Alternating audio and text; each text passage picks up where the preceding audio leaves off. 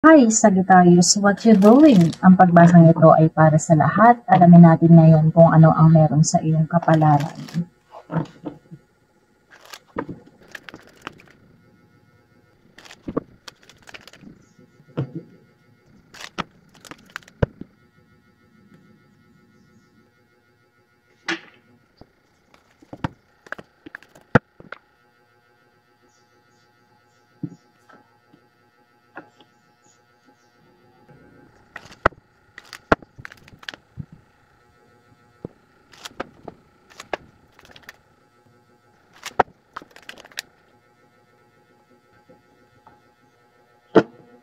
Sagittarius, nakaramdam ka ng panghihina ng loob.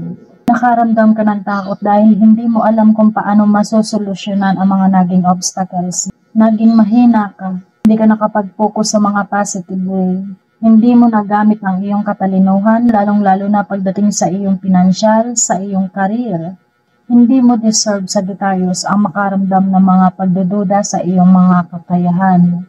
Alam mo sa iyong sarili na marami kang kayang gawin. At isa sa mga nagpahina sa iyo ang iyong kalituhan, Sagittarius. Nahirapan kang magdesisyon. Yung iba naman ginamit ang katalinuhan sa hindi magandang gawain. May mga naging agresibo, naging mayabang, controlling masyado, at lalong-lalo na merong hindi naging tapat. Maaari ding ikaw ay nahusgahan, Sagittarius. Nakikita rin dito yung kakulangan sa pagdidisiplina o disiplina sa sarili. Naging gutom sa power. May nawala sa hulog, nawala sa katwiran sa buhay. May naging judgmental o maaaring may nahusgahan. Lalong-lalo na sa mga hindi marunong ipaglaban ang sarili. Hindi sanay sa pakikipagtalo, hindi sanay magpaliwanag. Nakikita dito yung hindi magandang pagtrato sa person o sa partner. Nandito rin yung hindi magandang halimbawa ng isang ama. At sa mga nagkaroon ng legal issue, hindi maganda ang naging resulta. At isa rin sa mga naging problema ang pagsasabi ng katotohanan. Kaya naman sa iyong kasalukuyan nakikita ang iyong kalungkutan. Nagsasuffer ka pa rin sa mga naging problema mo, lalong-lalo na sa mga nakaranas ng pagluluksa. Pero huwag mag-alala, Sagittarius, lalong-lalo na sa mga nakaranas ng heartbreak. Unti-unti ka nang makakapag-let go. Unti-unting makakaalis sa mga bad situation. Basta maging open, Sagittarius. Lalong-lalo na kung ikaw ay namumroblema. Kahit may nakakaramdam pa rin ng sakit, lalong-lalo na sa mga nakaranas ng betrayal, sa relasyon, sa pamilya, sa trabaho, mas maganda lingunin mo ang mga pagkakamali sa nakaraan para sa iyong kasalukuyan, Sagittarius. Dahil nandito pa rin yung mga sikretong galawan, o maaaring bumalik lamang ito. Stressful din sa iyong career, sa iyong trabaho, walang lakas ng loob para makapagsimula. I-improve ang communication para sa mga reconciliation. Makakaramdam lamang na parang palala ng palala ang mga nagiging problema sa mga mahihirap na sitwasyon. Kaya naman mas kinakailangan mo magkaroon ng positibong pananaw. At nandito ang Page of Cups.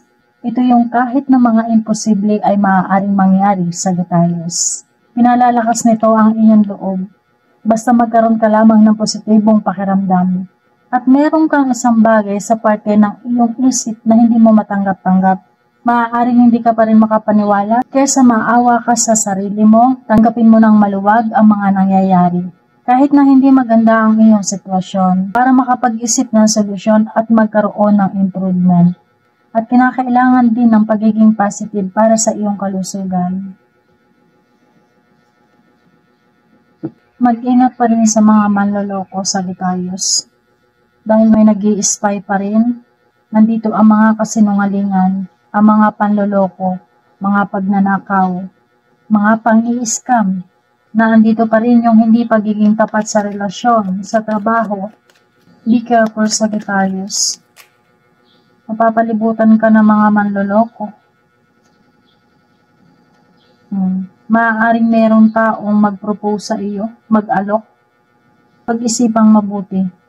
Sasamantalahin dito ang iyong kahinaan, Sagittarius. Lumabas pa ang The Tower. Ito ay mahinang pundasyon, maparelasyon, mapakarir. Kaya huwag basta maniniwala. Mag-ingat ka sa mga matatanggap o tinatanggap. Maaaring may kunin sa iyo ng sapilitan. lalong-lalo na sa mga may napanalunan, maging maingat. Marami ang may inggit.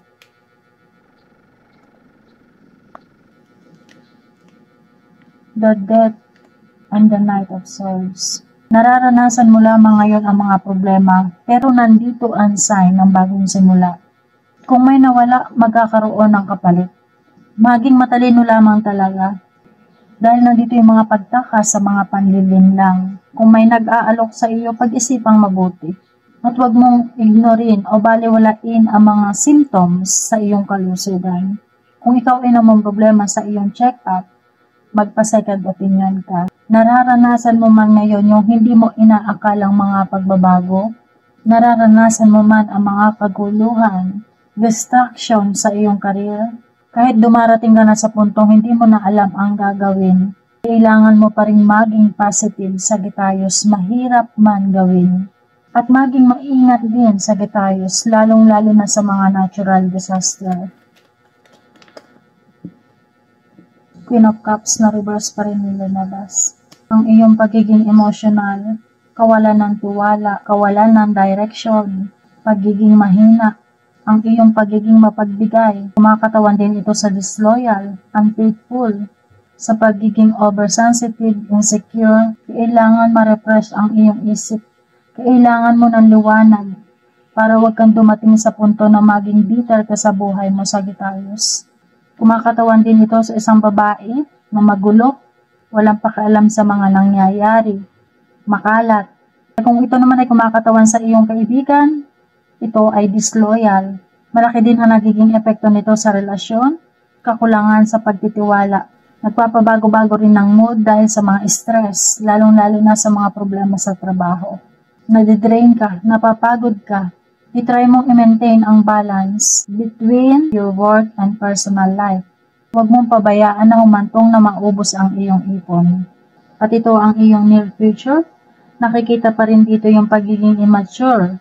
Pagkakaroon ng issue pa rin sa iyong nakaraan. Babalik tanaw ka rin sa mga taong nagdaan sa buhay mo. Ipinakikita dito yung mga kaguluhan, kakulangan ng pasensya, frustration, irritation, at mga competitions. Mga pagtatalo-talo, lalong-lalo na sa mga couples. Ano man ang mga mangyayaring kaguluhan, kayang-kaya mong malagpasan dahil nandito ang The Magician. Bagamat babalik lamang ang mga nakaraang issue, mailelet go muna yung mga taong hindi magaganda at gumagawa ng mga issue sa buhay mo. Sa din sa maaaring maging problema, nakikita dito na maaaring may malaki kang pagkagastusan, Sagittarius. Nag-iingat ka pa rin dito na maaaring ikaw ay ma-take advantage. Maaaring magpadalos-dalos ka sa iyong near future, kawalan ng ingat, kawalan ng control.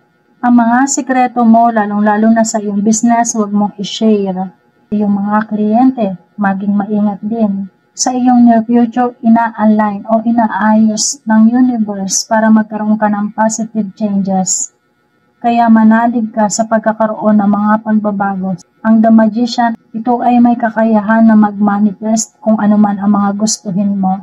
Magbibigay siya ng katatagan sa mga commitment para maging masaya. Kung ikaw ay single, makakakilala ka na ng bago. At ang magiging partner mo ay isang taong seryoso na may magandang intention sa iyo. Itratrato ka nito ng maganda. Kung may balak magsimula ng maliit na business, magandang balita rin, Sagittarius. Mag-i-improve din at magkakaroon ka ng mga opportunity para magkaroon ka ng mga extra money. Four of Cups. Yun nga lamang magpupokus ka sa mga negative. Pupokus ka sa iyong mga imahinasyon, sa iyong pagde-daydreaming, sa pagpapantasizing. Maaari ding may tanggihan kang mga opportunity. Maaari din may makaramdam ng mga pagsisisi. Dahil sa iyong depression, maaaring mag-focus ka sa mga negative. Doblehin mo ang iyong pananalig, Sagittarius. Pasalamatan mo kung ano ang ipagkaloob sa iyo.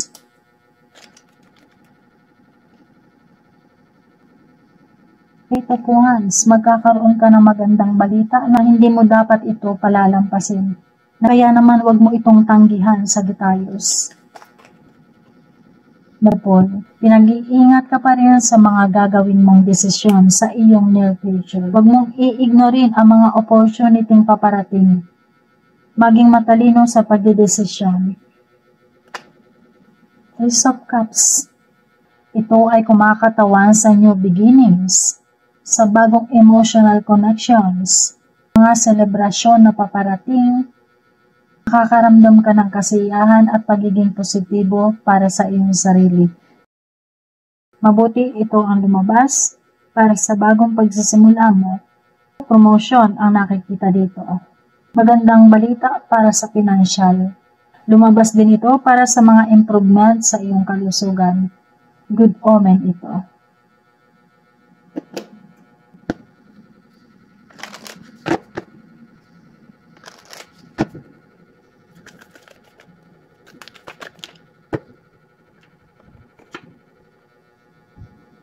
Have faith in your dreams. Your commitment is being tested. Okay. Dito muna tayo sa have faith in your dreams. Sinasabi nito sa Sagittarius, don't give up. Ano man ang mga nangyayari sa iyong kasalukuyan, pagsubok mo lamang yan para maabot mo o ma-reach mo ang mga gusto mo o minimithi mo sa buhay. Everything will be okay. Kung hindi matupad ang mga gusto mo o minimithi mo, hindi katapusan ng lahat. Kaya ito ang nakuha mo, nire-remind sa iyo, kailangan pa ng pagtsatsaga. Ibibigay siya ng pag-asa, magkakaroon ng positive na resulta at mag-focus ka sa mga gusto mong mangyari sa buhay mo. At matutong maghintay at magtsaga, okay? At mapunta naman tayo sa your commitment is being tested. Ito ay mga pagsubok na paparating o mga nangyayari sa buhay mo. Niniwala ka daw ba na mangyayari ang mga pinapangarap mo? O pasikreto ka nang nag-give up? Kung may tanong ka, ang sagot niya ay oo, pero hindi pa ngayon. Kumbaga nasa kalagitnaan ka pa lang ng iyong paglalakbay para makamit ang mga minimithi mo sa buhay. Kailangan mo pa ng maraming effort. Kaya naman alalahanin mo yung sinabi niya, don't give up, Sagittarius. At dahil dyan, dumako naman tayo sa mga nagkaroon ng problema sa relasyon. Alamin natin kung ano ang mensahe sa iyo ng iyong ex-person.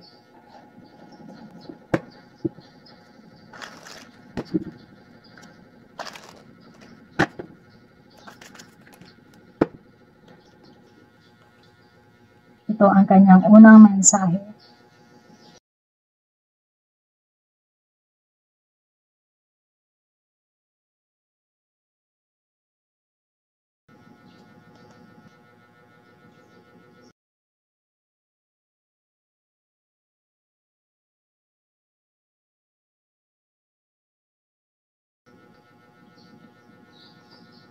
Next.